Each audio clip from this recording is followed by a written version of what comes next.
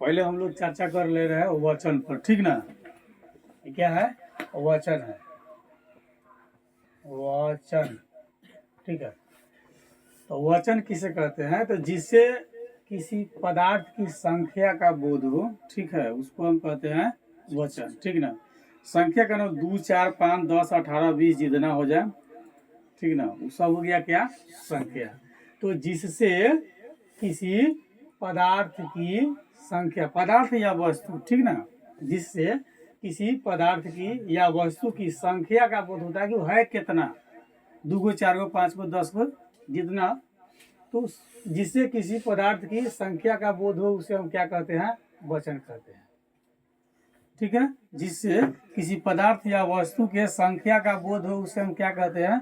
वचन कहते हैं, ठीक है। संस्कृत में वचन जो है 3 प्रकार के होते हैं या 3 होते हैं, ठीक है। एक वचन, द्विवचन और बहुवचन होता है, ठीक है।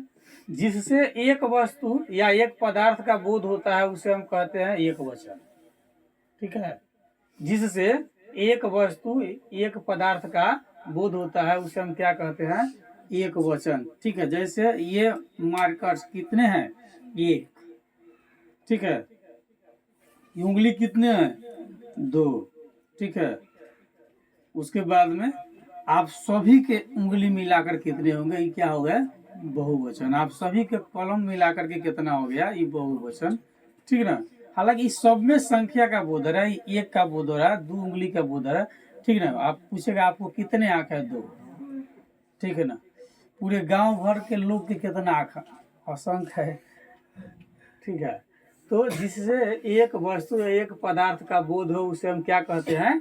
एक वचन। जैसे अश्व माने एक घोड़ा, अश्व माने एक घोड़ा, ठीक है।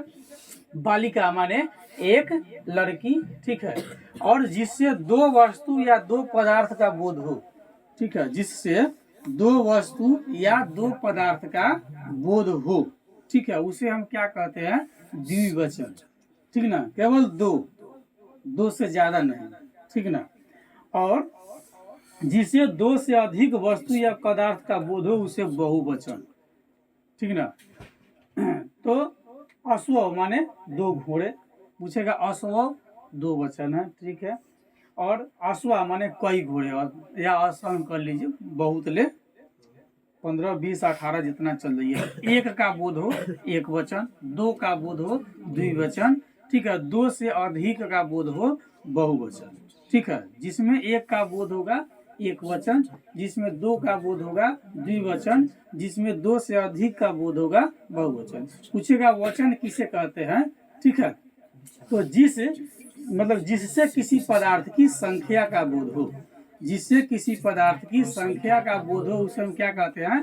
वचन कहते हैं। समान रूप से वचन 3 प्रकार के होते हैं, एक वचन, द्विवचन, बहुवचन। जिससे एक का बोध हो एक वचन, जिससे 2 का बोध हो द्विवचन, जिसमें 2 से अधिक का बोध होता है वह क्या हो गया?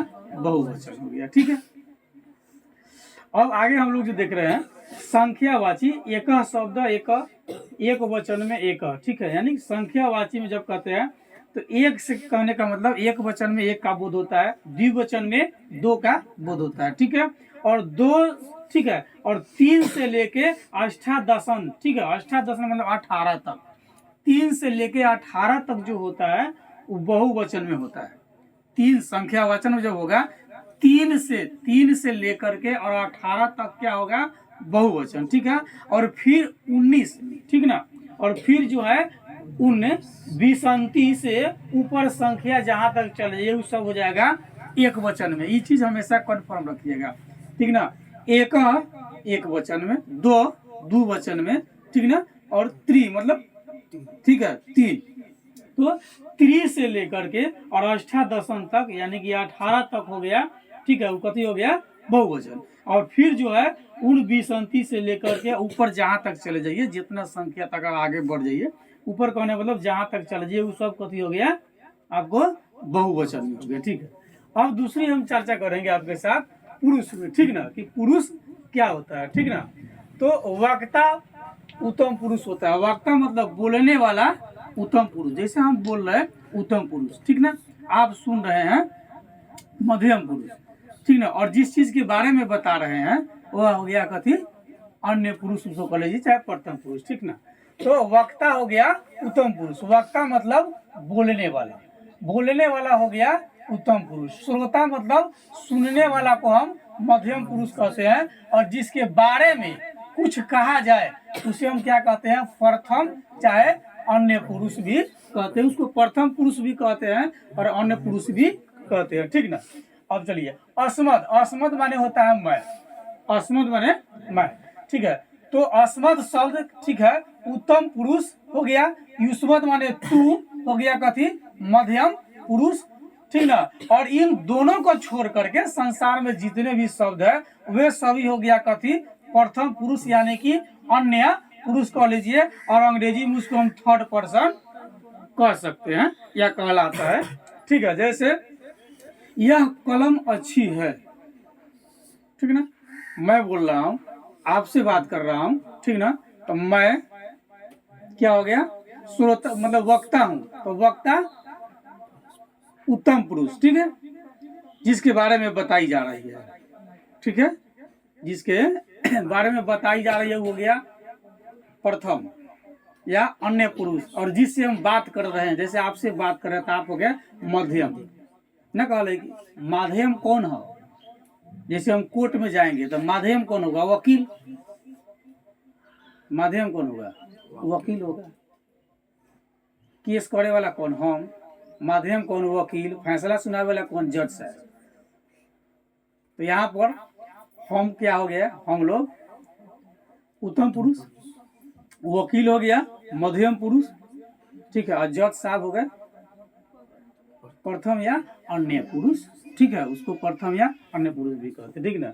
संस्कृत और अंग्रेजी में थोड़ा पर्सन का चेंजिंग होता है। उत्तम पुरुष माने फर्स्ट पर्सन, ठीक है, मध्यम पुरुष माने सेकेंड पर्सन, प्रथम पुरुष माने थर्ड पर्सन, ठीक ना। उत्तम पुरुष यानी कि फर्स्ट पर्सन। अस्मद माने कि मैं शब्द के जो है ये सब अहम, अहम माने मैं, आवाम माने हम, ठीक है, वयम माने हम दोनों, यानी कि मैं शब्द के जो है अहम, आवाम, वयम से अस्मासु तक जितने रूप है वे सब क्या है, उत्तम पुरुष है, यानी फर्स्ट पर्सन। अंग्रेजी के आप फर्स्ट पर्सन समझ लीजिए। मध्यम पुरुष में यानी सेकेंड पर्सन। युष्मद यानी तू शब्द के त्वम, युवाम, त्वम, तुम लोग, तुम दोनों, तुम सब, जो भी हो जाएगा वो सब क्या हो जाएगा, मध्यम पुरुष हो जाएगा। तुम लोग, तुम दोनों, तुम सब, ठीक ना। उसके बाद में प्रथम पुरुष यानी थर्ड पर्सन, या कह लीजिए अन्य पुरुष। प्रथम पुरुष कहिए चाहे अन्य पुरुष कहिए, दोनों बात एक ही होगा, ठीक है ना। तो प्रथम पुरुष या थर्ड पर्सन। तो अस्मद और युष्मद को छोड़कर, अस्मद और युष्मद को छोड़कर, किसको, इसको और इसको छोड़ करके, ठीक ना। जैसे यह कलम है, वह लड़की है, ठीक ना। जैसे सीता अच्छी है, अब वहां पर हमको सीता को हटा देना पड़ेगा तो क्या कहेंगे, वह अच्छी है, ठीक ना। तो यह, वह, राम, कृष्ण, स्त्री, पुरुष, शिक्षक, विद्यार्थी, ठीक है, अन्य जितना भी हम शब्द को ले लेते हैं वे सभी क्या हो जाएंगे, प्रथम पुरुष यानी कि अन्य पुरुष हो जाएंगे, ठीक है। अब हम चर्चा करेंगे सुबंध पद पर आपके साथ, ठीक है, कि सुबंध पद क्या है, यानी मूल रूप से कारक पर चर्चा करेंगे हम लोग, ठीक है। तो सुबंध पद पहले देख लीजिए। जो पद, ठीक ना, पद तो हम लोग समझते हैं, पद तो हम लोग समझते हैं, ठीक है। पद क्या होता है, इससे पहले हम लोग पढ़े थे,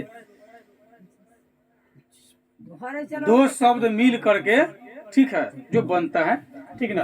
तो जो पद लिंग, ठीक है, वचन, पुरुष और कारक से युक्त, युक्त का मतलब भागल ना, हटल ना, युक्त का मतलब मिला हुआ, युक्त का मतलब मिला हुआ चाहे जुड़ा हुआ।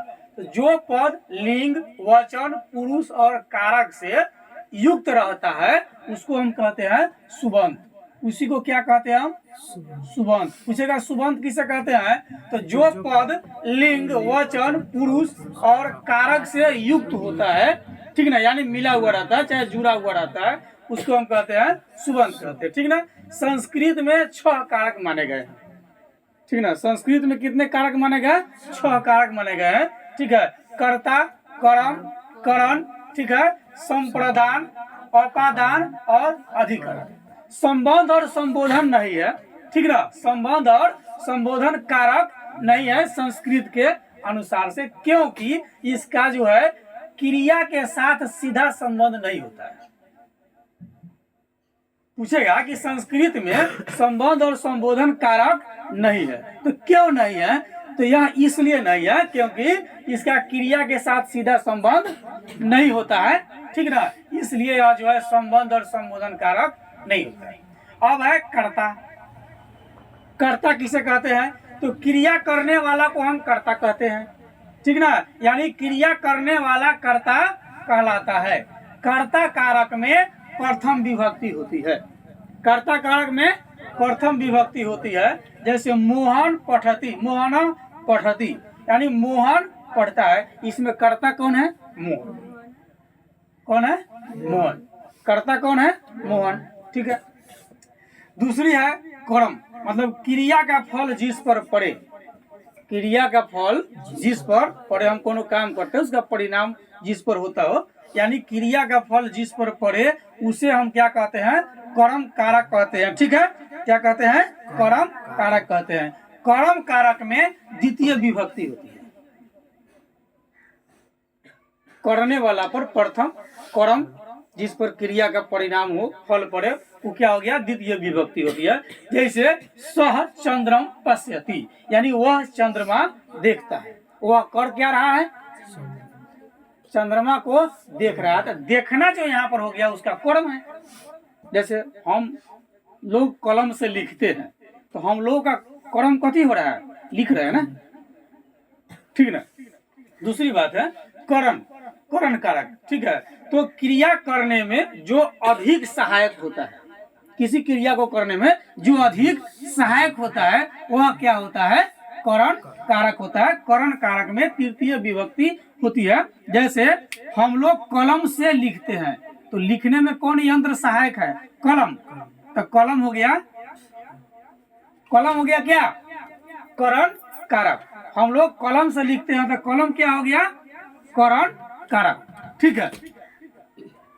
जैसे यंत्रेण कार्यम करोति, यंत्र से काम करता है, तो काम करने के लिए सहायक कौन हो गया? हमारा यंत्र, ठीक बा। तो किसी भी काम को करने के लिए जिस वस्तु से हम करते हैं, ठीक ना, वह क्या हो गया? करण कारक। काम को करने के लिए जो सहायक होता है वो हो गया करण कारक। जैसे लिखने के लिए सहायक कलम, ठीक ना। किसान ट्रैक्टर से खेत जोतता है, तो करण कारक में कौन हो जाएगा? ट्रैक्टर। ट्रैक्टर में रहेगा तो कथी से जोतेगा? नहीं। जिसे इसमें है कि यंत्रेण कार्यम करोति, जिस किसी भी यंत्र से कार्य संपन्न होती है, ठीक ना, वो क्या हो गया? यंत्र वह जो है करण कारण हो गया, मतलब ओकरे से होता है,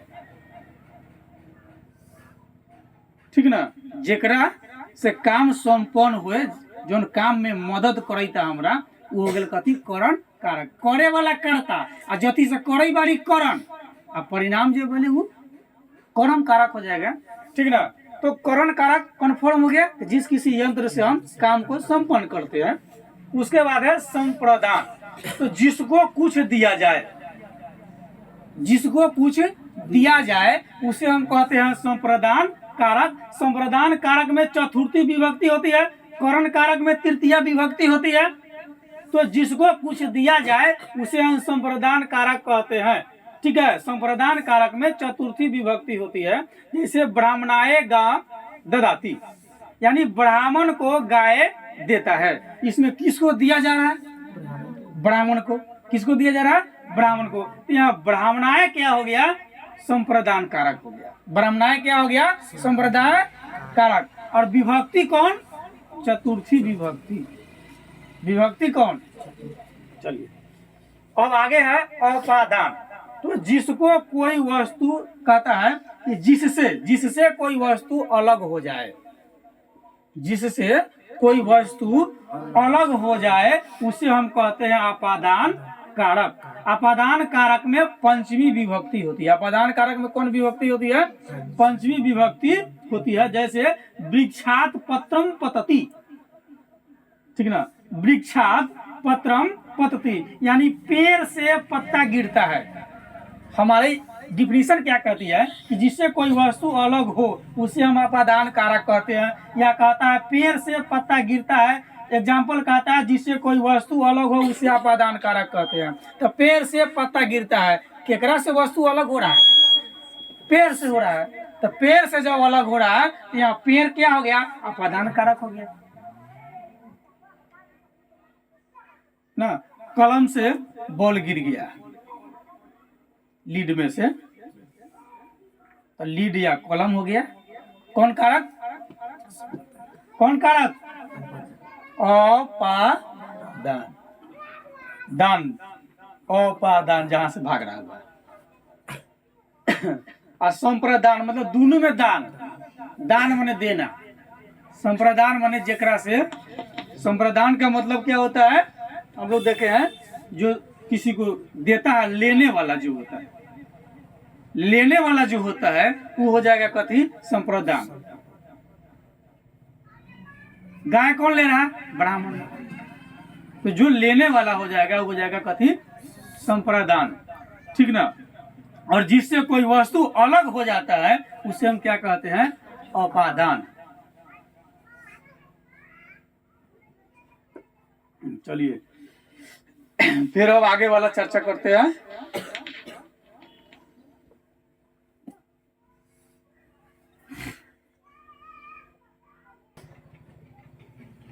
चलिए अब हम लोग का है संबंध, ठीक ना। तो जिससे किसी तरह का संबंध सूचित हो, ठीक ना, यानी रिलेशन की बात हो, उसे हम क्या कहते हैं? संबंध कारक कहते हैं, ठीक ना। जिससे किसी तरह का संबंध सूचित हो उसे हम संबंध कारक कहते हैं। संबंध कारक में षष्ठी विभक्ति होती है, ठीक ना। संबंध कारक में कौन विभक्ति होती है? षष्ठी विभक्ति होती है। जैसे रामस्य अश्व अस्ति, यानी राम का घोड़ा है, ठीक ना। तो राम का घोड़ा है, तो घोड़ा का संबंध किससे है? राम से है। घोड़ा का संबंध किससे है? राम से है। रामस से इसमें हो गया सप्तमी विभक्ति। रामस से क्या हो गया? इसमें सप्तमी विभक्ति, ठीक ना। तो जिससे किसी तरह का संबंध सूचित हो, यानी रिलेशन की बात है, उसे संबंध कारक कहते हैं। संबंध कारक षष्ठी विभक्ति है। जैसे रामस्य अश्व अस्ति, राम का घोड़ा है, राम का कलम है, राम का किताब है, मोहन की कलम है, ठीक ना, पुष्पा की किताब है, ठीक ना। तो जो संबंध जो बताता है, ठीक ना, यानी कि घोड़ा किसका है? राम का है। घोड़ा के संबंध राम से है। कलम पुष्पा के है तो कलम के संबंध पुष्पा से है, ठीक ना। तो रामस से इसमें क्या है? आपको यही षष्ठी विभक्ति है। अधिकरण क्या होता है? तो आधार को हम अधिकरण कारक कहते हैं। आधार मतलब जो जिस पर हो, आधार का मतलब जिस पर हो, समझे कि नहीं। जैसे पेड़ पर कौवा बैठा है, तो कौवा जो बैठा किस पर? पेड़ पर, उसको बैठने का आधार क्या है? कौवा। हम लोग घर बनाए हैं जमीन पर, आधार क्या है? जमीन, भूमि, ठीक ना। हम खेत में गेहूं उगाते हैं, आधार क्या है? खेत। नहीं रहेगा तो गेहूं क्या हो जाएगा, ठीक ना। बल्ब जला रहे हैं, आधार क्या? इलेक्ट्रिक। चलिए, तो अधिकरण का मतलब आधार, यानी कि अवलंब, जिस पर हो। अवलंब का मतलब जेकरा पर, जो न रहे तो ना रहे, ठीक है। जैसे प्राण, हमारी शरीर न रहे तो प्राण किधर रहेगा, ठीक है। तो आधार को हम अधिकरण कारक कहते हैं। अधिकरण कारक में सप्तमी विभक्ति होती है। जैसे वृक्षे काका अस्ति, मतलब पेड़ पर कौवा है। पेड़ पर कौवा है। कौवा कहाँ है? पेड़ पर। कौवा का रहने का आधार क्या है? पेड़, यानी वृक्ष। यहाँ वृक्ष आपका क्या हो गया? अधिकरण हो गया और सप्तमी विभक्ति हो गई, ठीक है।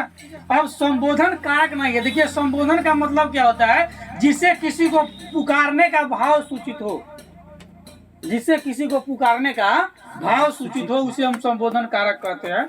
इसमें प्रथम विभक्ति यानी प्रथमा विभक्ति ही होती है। जैसे हे सचिन, हे राम, हे पुष्पा, हे ज्योति, सबका नाम रख लीजिए, हे अंचल, हे मनीषा, जब सब हो जाएगा। तो संबोधन का मतलब हो गया क्या हो गया, जिससे किसी को पुकारने का भाव सूचित हो उसे हम कहते हैं संबोधन कारक। संबोधन कारक में प्रथमा विभक्ति होती है। अब विभक्ति जो होता है 7 गो, ठीक ना, और 8वां जो है, 8वां और पहला दोनों बराबर होता है। ये चीज आज आपको कन्फर्म हो गया होगा कि विभक्ति कौन कौन से होता है और कारक के अनुसार से ही होता है, ठीक ना। उससे पहले हम लोग चर्चा किए पुरुष क्या है, वचन क्या है, ये भी कम्प्लीटली हो गया होगा, ठीक है। और बेहतर अगर देख लेते हैं तो एग्जाम के लिए बहुत बढ़िया आपके लिए।